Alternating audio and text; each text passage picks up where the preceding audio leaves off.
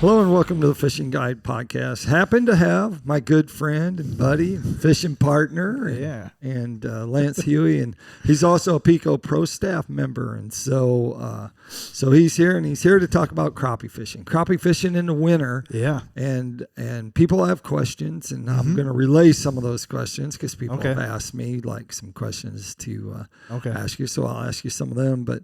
Why don't you just start with telling us a little bit about yourself? So you're a crappie guide here on Beaver Lake. Yeah, been a crappie guide for about 1 year now. Fished the lake for close to 11 years, and kind of I learned how they're moving and where they're moving to. You know, certain time of year, because I fish all year round. You know, right? So I've got a pretty lot of hours under my belt. You know, and of looking and where they should be at. Right. But I love it a lot. Just love fishing. So the one question that a lot of people ask me to ask you is like, what's the number one thing that's important in wintertime crappie fishing? Oh, number one important thing. Well, I would say, you know, I always go with safety first. You know, have your life vest on. It gets cold. Right. You know, have it on. You know, and but I would, the number one more important thing is, you know, would be start to look at your creek arms. That's what I usually start moving to when it's a number one important thing for me, when I'm ready to start moving into that time of year. What water temperature are you looking at? I like 50 or less, 50, 40 degree temperature. Once it hits 50 degrees, to me, it's like it's on, you know, and I tried to, you know, 50 to 40 degrees, but I've caught them in 37, 38, you know, and it was a mad bite, you know, not slow, not sluggish or anything. They just, they pull the pole down, you know, and I mean, you're launching the boat and it's ice on the bank, and there might be that like glaze, like little thin ice pieces, like buddies will go with me and they're like, man, we should be duck hunting instead. You know, so, but yeah, I mean, I love this time of year. It's my favorite time of year to be out there, but 50, 40 is usually ideal for me.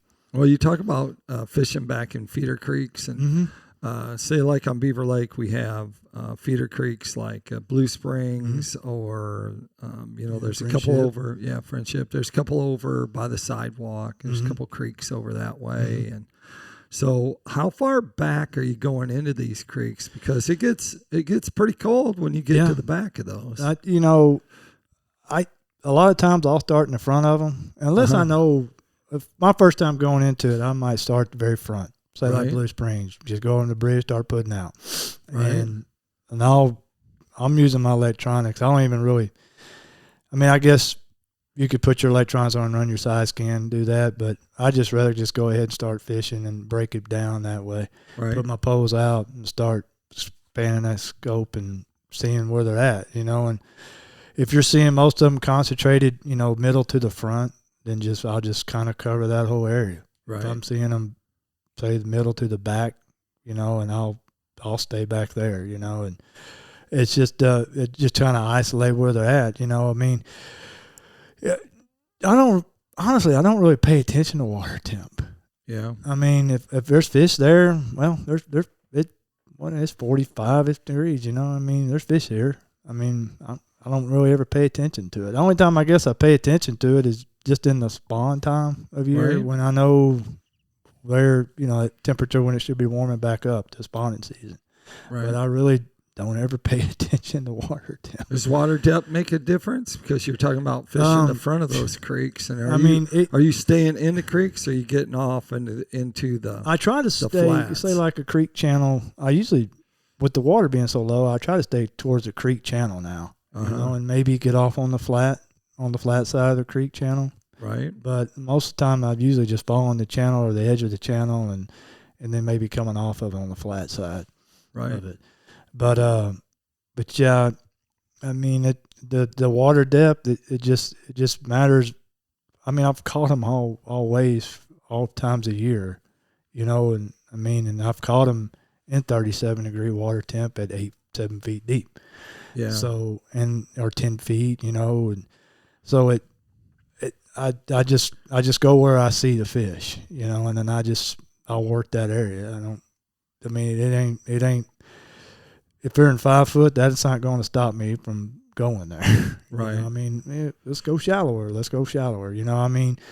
I've talked to guys that say like Fish Friendship, and they're turning up mud with a prop and they're catching them, in 40-degree water temp. So they're back there way back up here in the back. I know we fished in December last year, and it was very cold. Yeah.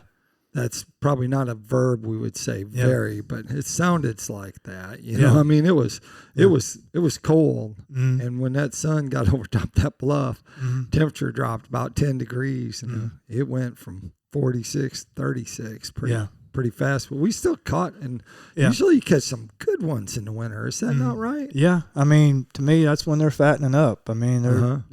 They're feeding their egg sac. They're trying to get nutrients in them. And get them nice, keep them healthy. They're really fattening up that time of year. It just, say like a 15-inch crappie go over 2 pounds this time of year. 14-inch will almost be 2 pounds. 1.7, 1.8. They're just so much healthier, and just seeing them rise up on top of the surface, make that slurp sound. That's just addictive to me, man. I'm just like, God, that's a good one. So, but they're just so healthy this time of year. So, and they're hanging out in schools, or you find them in a bunch, or is they isolated? It still seems. A lot of your eater size ones, say like your 10, your 11s, 12 inches. They kind of stay bunched up. They might be laying on the bottom and are just still on the bottom. But like the bigger ones, they might, some of them are together, some of them are not. Some of them are lone roamers, some of them are, maybe 2 or 3 kind of spread out. You might see one, you're panning, there's one, there's another one. There's 2. Well, I got more odds going at 2 of them.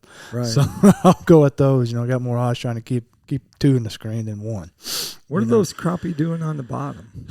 I think they're down there laying down there trying to keep their eggs warm, the bellies warm. Really? I just. Do they have mud on their bellies when you? A lot of them catch do. them? When I'm like here lately, the ones I've been catching, I've been fishing deeper this right now because I'm fishing an area that I don't really fish often, and I'm just fishing it to learn it. Learn the area, learn how the fish move on it. Well, I've caught them over here, and caught them over here. So I'm just using it as like references for other guide trips, basically. So I'm catching them deep right now, and those deep meaning how deep? I'm in 20 foot of water. That's deep for you. I hate fishing that deep. I didn't even know you had 20 feet of line on your poles. I thought you had like 6 foot. Oh, you just let it out to 6 foot, and I'm like, well, if I let any more out, we're gonna hit the bottom of the spool. I get caught on that a lot. I just put enough on there that I know I need. But yeah, I'm fishing. I'm in 18 foot of water, and I'm fishing basically putting the line the length of my pole, which is a 16, so it's about 15, 16 feet deep, and they're fish right now. The ones I'm on are just a little bit off the bottom or on the bottom, and every one of them usually have a little bit of mud on their bellies. But yeah.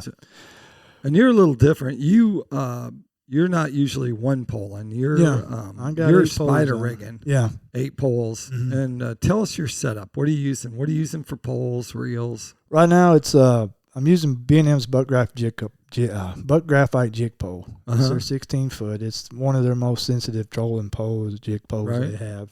I'm using 8 pound monofilament line, just basic line. My reels are just they're B&M's Pro 50. I think that's what they're a small reel. I don't need no big reel on there at all the line. And then the rig I'm using is a rig I tie up myself. It's basically kind of like a Caps and Coleman rig. It's using Vanguard tackle with their swivels and their size 2 Aberdeen, their gold hook. It's a little stiffer hook than most traditional other brands hooks. I like it a lot because you set the hook. You're not going to bend it. We like the shout out for PICO. Yeah, We'll take that shout out. We'd run right into tackle time. We could, but we can't quite yet. Yeah. So those you tie yourself, but you pre-tie those. I right? pre-tie them. Yeah, like Christmas coming up. Yeah. And I think last year you said you were going to go tie jigs where you were like just sitting around tying jigs. People. I was doing them for another fellow, Greg. I was doing something for him, because he can't see very well, I guess. I just sat there and tied up his jigs for him. I just passed his time, and I did my own too. But it's basically I tighten it up because a lot of times I'm fishing shallower water. Most of the time I'm in 8-10 foot of water, so I'm using a tighter rig. I don't like to spread out because it's shallower water. But it's usually about a 2 foot spread from top to bottom hook. It's about a 22 inch, and it's about 9 inches a leader at the top and about 9 inches on the bottom, underneath the weight. It's a traditional Caps and Coleman tie. I just put my own preference of hooks and jigs and weights on it that I want. And actually, I think we did a video on that. Yeah. So I'll have to try and see if I can find that link and put it below the video there, so you can go to that. But you talk a lot about hooks and the style of hooks, and we've been out there catching them. We skin hook little ones, and we've skin hooked big fish, but we've got them in with that hook. Yeah. Yeah, and gar. And gar. Gar don't come off that hook very good. So, if you stick a gar, it's like it's either going to cut the line or you're going to have to get it over there and deal with him. Coax him into letting go of it. Yeah. We just grabbed the old Vanguard pliers last time. Yeah, just snapped him off. Snapped him off, let him swim, let him go. Let's get back to fishing. But man, that was crazy because the next week I went in there, did the same thing, went into them gar, and them bigger. That was like I hadn't had a good day like that in a couple so you weeks. caught, and that's a big fish in there. I had some 13, 14 inchers. I mean, 7 or 8 of them, 13, 14 inches. So do you think that's a myth then? Or is this a myth buster where people are like, oh, there's gar there, I'm not fishing? Yeah. They get in there and roam with them because, they're eating the bait and everything like that. It's just, God, if you were one poling, pitching on them, seeing them, I think it'd be, but me, I'm trolling. I just like to troll. Right. So I'm like, you're going to have one go, but it's worth it if you're going to catch a good solid crappie out of it. I'll deal with them. I've done it long enough to know how to deal with them. So when we're trolling PICO crankbaits in the summer, we actually just kind of look for the gar. Yeah, because where the gar are, you don't even have to turn your electronics on. Like, oh, there's the gar. You don't have to go far in Beaver Lake to find out where the gar and the shed are. And that's where you start. And you start going down. And sooner or later you might lose one, but there's always like crappie hanging around. Yeah, hanging around them. But well, is there something else that you could tell them to do in the winter to fish? Go slow. Catch slow. Talk about the speed then. I like to go slow. When I'm trolling, I like to do 0.2, 0.3. It's if they're seeing them down there just on the bottom. Sometimes you just got to set on them, right, and just sit still on them, and because a lot of times they're like lethargic. But eventually one of them will come up out of that little group and bite, But it's a slow pace to speed to me. 0.2, 0.3. And the only time you're moving it up and down is when your lines, when they're set out. You're only moving them when you see them at a certain level and you're trying to adjust either up or down, right? Yeah. So you don't, otherwise you're not. No, otherwise I'm touching just them. like once I drop the trolling motor and I can, a lot of times, they might be high in the column sunning themselves. Right. Say like they might be in 8 foot of water, but they might only be 3 feet deep in the column. So I'm like, well, we're just going to fish up high. So basically have the swivel underneath the water surface, the two-way swivel just basically underneath the water surface. But if I'm majority of the fish are say 10 foot deep on the bottom, I'm just going to go ahead and set them all down there. But if I'm scanning and I see ones roaming through that are way up, I'm going to reel up on them and try to keep into them. I did that a lot last trip past weekend. You had to adjust on the fly. Yeah, just on the fly. I mean, some of them, I might have been a 20 foot, but some of them are coming through about 5-6 feet deep. And I'm wow. like, I mean, they were like 4 good ones too, you know, and I'd reel up on them and they were catching them. I was like, it's like, whoa, I saw him there. I got him. It's just kind of still, you're like a kid. I got him. Because, you know, you're reeling up on him trying to get him. And you know, if you spook him, he's gone. Yeah. Oh, right, man. Yeah. Some of these fish, you know, I think they're getting educated. I mean, this last week, or a couple weeks ago, it was a solid 2 pound crappie. Right. I mean, it had been pitched on. It already knew. I mean, it came all the way to my minnow. It didn't even stop and look at my minnow. It didn't even lie. It didn't react or nothing. It just did an about face and went back the other direction. And I was like, that fish been. He's like, oh, I knew what that is. I'm gone. You're using too big of minnows, my friend. You need to get back to those smaller minnows. I've been using them small minnows now. That's another trick. That's another thing. Don't use, you know, I like 2 inches or smaller. Right. You know, minnows. I mean, like if you're going to your bait shop, if they're getting them bass minnows. Yeah. You know, go down to a smaller minnow. Go ahead and get down to a smaller minnow. And you're using what size hook? Size 2. Size 2. I like size 2 just because I don't think it kills the minnow. Action. The action of it. I don't think it kills it, you know, and it just keeps them lively. Do you always use hooks, or do you ever use jig heads? I use the jig heads. I'll use the jig heads, tubes. Like PICO's the live scope eye. Yep. I'll use it. I like the hook. I mean, it's a good sharp, hook, stiff hook, and I'll use it I'll put just a tube jig on there, right? You know, and tip it with the minnow. But a lot of times, I like pink and white. I like red and white. I like yellow and white. And one thing I noticed is with yellow and white, say like today is like a cold water day, right? Like say like later in the winter, bright sunny day, clear sky, cold water, put a yellow and white jig on. Oh, because I don't know, catch them better that way with a yellow jig or orange and white. We're pretty blessed. We're shooting this back at the house here. And Beaver Lake's right in the background. I guess we could have done this outside and watched the leaves. The leaves are still falling a little bit. Yeah, pretty time of year this time of year. Yep. That takes us to Tackle Time. Tackle Time sponsored by PICO Lures. PICO Lures has a complete line of hard and soft tackle. Everything you need to catch crappie or make your rig for your minnow rig. You do that double minnow rig. They got it. And you can make it there, or you can use. I know I've been catching crappie this past week on bunny butts, and so that's a hair jig, and the Malibu jigs I know, or marabou jigs are really. I know they're selling real good, so I know that people are out there using those. Yeah, I've been using those. I like the pink and white one that they make. And so I don't like to show everything on pictures. So there you have it there. You can check their stuff out at PICOLures.com.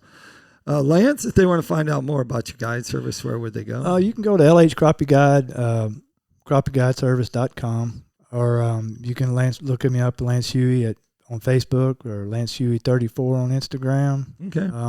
I'm pretty much active everywhere. So there you go. There you have it. Appreciate you coming in. Give us kind of this winter lowdown on crappie, and we're gonna go out. We're gonna catch us some crappie, and we'll show you some videos and some photos. But be good. It's gonna be good this year. Yep. Like I always like to end the show. Make sure you keep your hook sharp and your lures in the water.